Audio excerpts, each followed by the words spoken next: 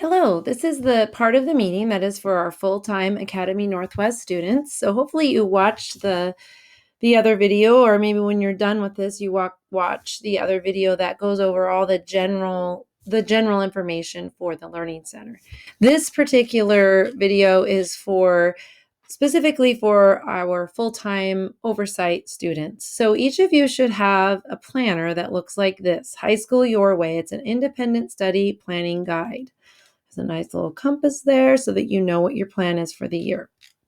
This happens to be my daughter's from last year.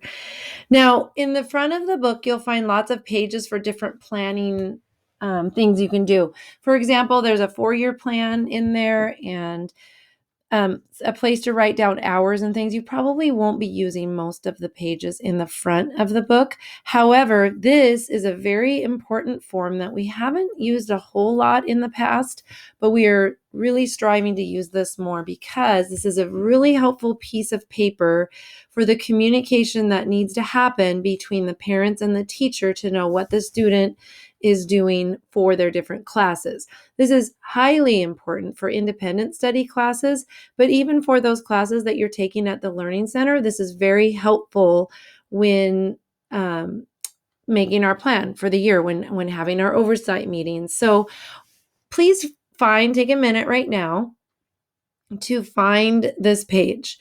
Now, what we want you to do is you're going to do one of these for every single course that you're doing this year.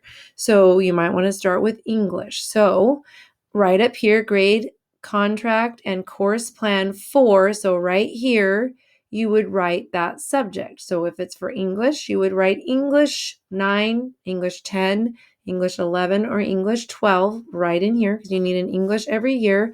Typically, we just title them English 9, 10, 11, 12, depending on the grade that you're in, and then go ahead and write the date. So for this year, it would be 2021 to 2022. And then right here, you need to put the teacher. Is the teacher your parent, or is the teacher Mrs. Sagert or Mrs. Fife? We're the two that are teaching English.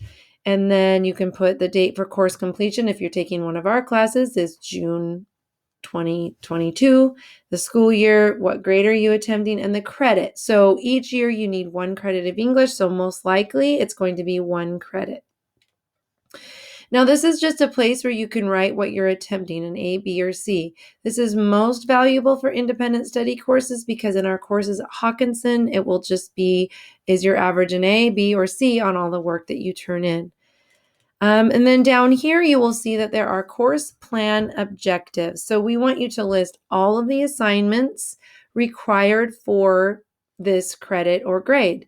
And each objective, it's really good to use a verb or statement of action and indicate specific due dates if needed. And again, if it's a course that's being taken at Hope Learning Center by one of us as teachers, you don't need to fill this out as detailed because we will be providing that syllabus.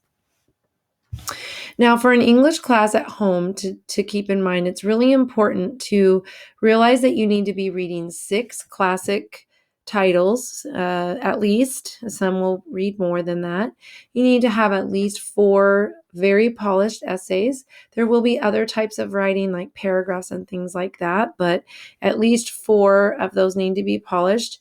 Also, you need to do some form of grammar or editing, and you need to have a vocabulary component. So you can go over those specifics with your teacher consultant, either Mrs. Sagert, myself, or Miss Baker, and we will help you get that written if you're doing that at home. But it is so important to get this written out as much as possible. We will help you flesh it out a little bit more, and then we need to make a copy and have a copy in our records as well. So again, up here, you will be filling this out for all of the courses that you're taking, even the electives and classes like PE and art and things like that. So just put up here and be very clear about what your plan is. So right now, I would encourage you, I'm not going to go through it here on the video, but we want you to go through every single course: English, history, math, science, any kind of electives or PE or fine arts and things like that, and write out your plan so that it's very clear what you will be doing this year. I would like to go through your weekly notes and goals. Now, this is half the page. I'm not able to show you the whole spread. So this is the left side of that page. So go ahead and look in your book and find the page that looks like this. So you're gonna write the date here. So you can date this ahead of time if you would like for the whole year, but each week of the school year gets one of these spreads. So this is what you see on the left side. On the right side, this is what you see. Okay, so there's a row for every single subject. And what we want you to do here in this box, the bigger box, you're going to write your plan. Now, sometimes this isn't super detailed. It could be math lesson 1, math lesson 2, things like that. But sometimes you might want to put more details. Like on Monday, I know that I'm always going to read the book I'm reading for English. I'm going to study my vocabulary, and I'm going to write something for composition. And then maybe Tuesday, you are only going to do reading and vocabulary. So you can be as detailed or as not as works for you. And we will go over this in teacher oversight as well. But you do need to write something, some basic information about what you did. The little box is for how many hours you spent. It's very important to keep track of your hours so that we can line up your work with the amount of hours that you're spending. That just helps us to gauge what's happening at home. It's really important to see that. Now on the right side, you'll see this, the week's totals. It's really important that over here in this box that you fill out the week's total there. You add up all these hours. Please do that before you come to oversight so that as we go through our oversight meeting, you can just tell us your hours that you did for the week. So make sure that you keep track of those. So please take the time to do that. And in your oversight meetings with your teacher consultant, you can go over these to make sure that everything is filled out correctly and on plan. So if you have any questions about this planner, it would be best to talk to your teacher consultant about that. Again, we will be doing some of our oversight meetings in person.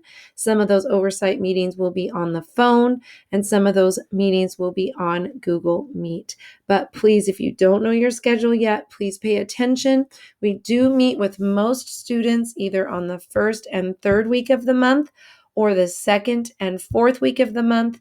It can get quite confusing, but just look at a calendar, either a paper calendar or your Google Calendar, and trust the calendar, because some weeks you'll have the first or the fourth of a week. Like if you're on Monday, that could be the fourth Monday of the week, but that same week it's the first Thursday. So let the calendar dictate what is the first and third and second and fourth. Now, some of you, especially freshmen, will be meeting every single week, but nobody meets the fifth week of the month. So the fifth week of the month is reserved for the teachers to have some planning and administrative time to get some of those grades recorded and do whatever they need to do about that sort of task. So please let us know if you have questions. Please show up for your oversight on time. Communication is key, and we will have a great year together. Thank you for listening, and I look forward to another great year together.